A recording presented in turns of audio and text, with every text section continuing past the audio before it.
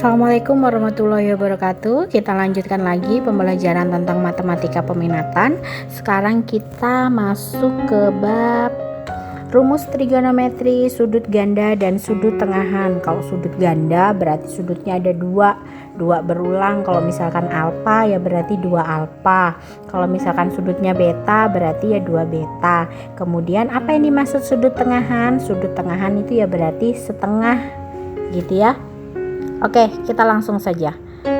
Nah, dari sudut ganda ini sebenarnya ini ada sin 2A. Ini juga prosesnya awalnya dari pengembangan rumus yang kemarin di video sebelumnya, yaitu tentang selisih dan jumlah dua sudut gitu. Ini Ibu langsung rangkumkan saja rumus-rumus apa aja yang ada di sudut ganda. Misalnya sin 2A, maka rumusnya 2 sin A cos A. Kemudian selanjutnya cos 2A. Selanjutnya lagi ini, kemudian tangannya seperti ini. Nah, ini silahkan kalian catat, silahkan kalian pahami bagaimana cara menghafalnya supaya kalian mudah menentukan besar sudut ganda. Ingat ya, dari materi trigonometri ini kalian harus hafal atau memahami tentang besar sudut-sudut istimewa, nilai sinus, kosinus, dan tangennya gitu. Kemudian dari sini ketika kalian sudah mempelajari ini, kalian sudah hafal rumusnya, silahkan diaplikasikan ke latihan-latihan soal. Nih rumusnya sudah Ibu rangkumkan semua. Jadi kalau mencari sin 2A, cos 2A, ada juga cos 2A nya lagi, ada dua macam ini, mau yang ini boleh, yang ini boleh, yang ini boleh. Jadi terserah. Jadi cos 2A yang ini, yang terakhir yang ini, itu setelah dapat rumus tan maka dia dapatlah rumus baru ini. Ternyata cos 2A itu bisa dicari dari 3 cara. Oke. Sekarang ini materinya sedikit. Contoh. Jika tan alfa sama dengan setengah akar 3 dan alfa adalah sudut lancip, maka tentukanlah nilai sin 2A. Oke. Kita sudah tahu bahwa tan alfa itu setengah akar 3. Maka dari sini kita nggak tahu. Kalau tan tadi itu kan kita butuh apa? Butuh sinus, butuh kosinus gitu ya kan, untuk menghitungnya berdasarkan rumusnya. Kemudian kalau sin tadi butuh apa? Butuh kos. Bagaimana cara cari kosnya, Bu? Sedangkan kita tahu tannya ini cuma setengah akar 3. Kalian manfaatkanlah yang segitiga itu. Segitiga gimana maksudnya? Pitagoras. Kita misalkan kalau tan itu apa yang sudah kalian hafalkan? Samping bagi miring, depan bagi miring, desam, demir, kayak gitu-gitu yang kalian sudah pernah hafalkan. Nah, itu aplikasikan ke sini. Jadi kalau ada materi yang sudah kalian pelajari, jangan pernah dilupakan karena dia akan muncul di beberapa soal lagi di materi-materi yang lain. Misalkan ini segitiga A, B, C. Dan di sini ya sikunya kan sudah jelas. Nah, katanya tadi diketahui tannya itu tan A, berarti kan alfanya di sini. Tan alfanya yaitu berapa? Setengah akar 3. Maka akar 3-nya tuh di sini kan. Maka di sini 2. Kalau gitu AC kuadrat Pitagoras, ingat, AB kuadrat ditambah BC kuadrat.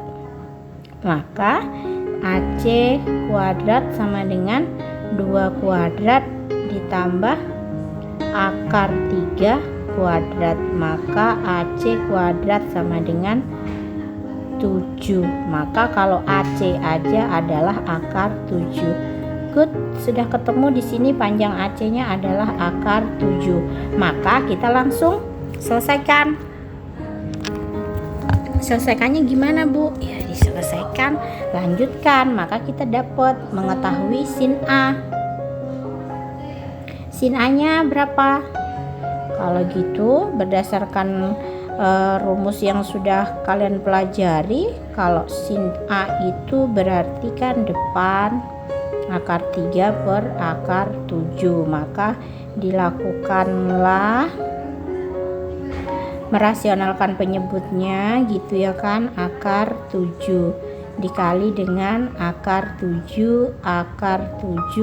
sama dengan akar 21 per 7 ya kan. Kalau cosnya berarti 2 per akar 7 sama dengan, kita sederhanakan, 2 per akar 7 dikali dengan akar 7 dikali dengan sekawannya, maka hasilnya adalah 2 akar 7 per 7. Dapat nilai sinnya, dapat nilai cosnya, maka kita disuruh mencari sin 2A. Rumusnya sin 2A itu apa? Sin 2A tadi yang di depan yang ada di tabel putih yang pertama, 2 sin A sin alfa dikali cos beta. Artinya apa ini? Lanjutkan saja ya kan, yang sudah kita hitung ini 2 dikali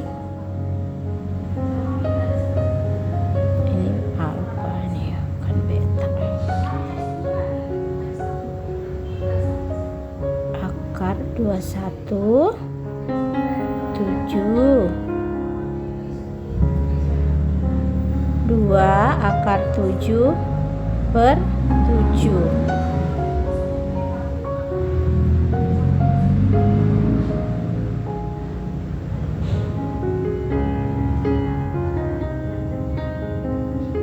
Oke, setelah ini sudah 2 akar 7 per 7, maka kita lanjutkan. Ini dikalikan semuanya, yang atas dengan yang atas, yang bawah dengan yang bawah, pembilang dengan pembilang, penyebut dengan penyebut. Maka didapatkanlah hasilnya 4 per 7 akar 3. Kok bisa Bu? Kalian sudah SMA, kalian harus tahu bagaimana ini cara merasionalkan penyebut, cara menyederhanakan, cara perkalian bentuk akar dan lain sebagainya yang sudah dipelajari di kelas 10. Sekarang selanjutnya contoh lagi. Soalnya, jika cos alfa sama dengan negatif 1 per akar 3 dan 90 kurang dari alfa kurang dari 180, atau alfanya itu di antara 90 sampai 180, maka tentukanlah nilai tan 2A. Yang disuruh mencari tan 2A. Apa yang pertama kita lakukan? Cari, buat segitiganya kayak yang tadi soal pertama. Yang diketahui cos. Oke, yang diketahui cos kita buat segitiga dulu ya. Misalkan kita misalin segitiganya gini, di sini A, di sini B, di sini C. Oke. Setelah itu alfanya berarti di sini.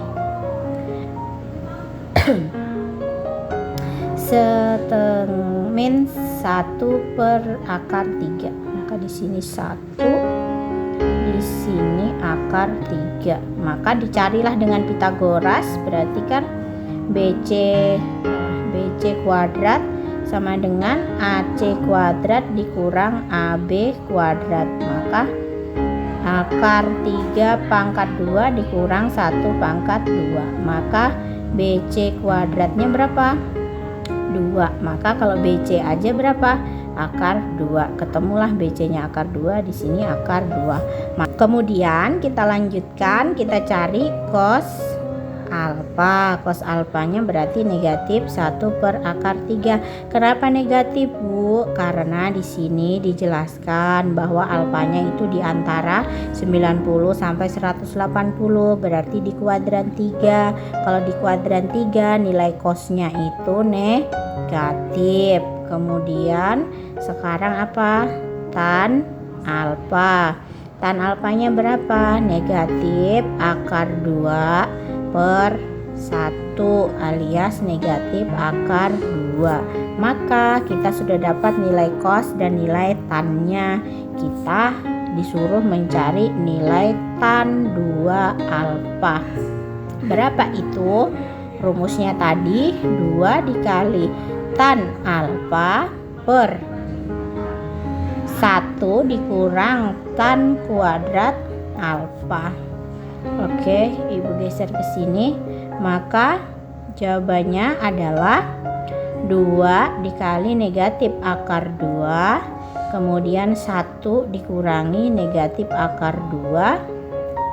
Setelah itu baru negatif 2 akar 2 per 1 dikurang 2. Ini dikuadratkan kan ya, 2 gitu.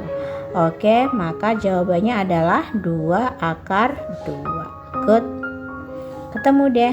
Jadi nilai tan 2A adalah 2 akar 2. Maka kalian jangan lupakan ini. Jangan ngerjakannya asal-asal. Jangan sampai kalian tidak menghafal besar sudut besar sudut istimewa dan konsep Pitagoras, dan nilai sinus itu depan per miring, samping per miring. Nah, seperti itu juga jangan dilupakan. Itu misalnya konsep yang sederhana gitu ya cara menghafalnya, tapi tetap dipakai seterusnya nanti untuk kalian di SMA ini gitu. Oke, kita lanjut ke yang selanjutnya. Materinya sekarang sudut tengahan. Sudut tengahan berarti setengah. Seperti apa aja rumusnya? Nih, Ibu sudah rangkumkan beberapa rumusnya. Nih, yang pertama sin setengah alfa sama dengan plus minus akar 1 dikurang cos alfa per 2. Kemudian ada cos setengah alfa plus minus 1 plus cos alfa per 2. Nah, setelah ini tangan ini punya 2 turunan. Setelah mau pakai ini juga boleh, mau pakai ini juga boleh, mau pakai yang ini juga boleh. Jadi terserah kalian mau yang mana. Oke, misalkan kita langsung ke contoh aja deh. Misalkan contoh, tentukanlah nilai eksak gitu. Contoh 1. Tentukanlah nilai eksak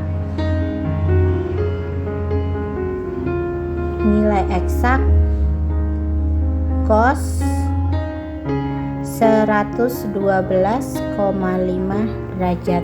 Nah, ini kalian harus tahu 112,5 itu setengahnya sudut istimewa berapa gitu ya kan. Oke, cos 112,5 derajat itu sama saja dengan cos setengah 225 derajat.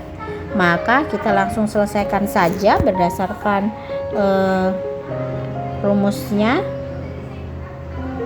Oke, negatif, ini salah, ini seharusnya di tengah gini ya, kalian jangan salah tulis ya, per 1 ditambah cos 225. Maaf ya kalau ada suara ikut masuk sini, karena bapak ibu gurunya lagi banyak. Ibu ngerekamnya di kantor ini buat kalian, per 2. Jadi kita selesaikan negatif pakai akar 1 ditambah cos 225 berapa? Oh, kalian sudah menghafalkan. Maka kita tahu bahwa dia setengah akar 2 per 2. Maka jawabannya nanti setelah diselesaikan, dia jawabannya setengah akar 2 dikurang 2. Oke, selesai sampai di sini.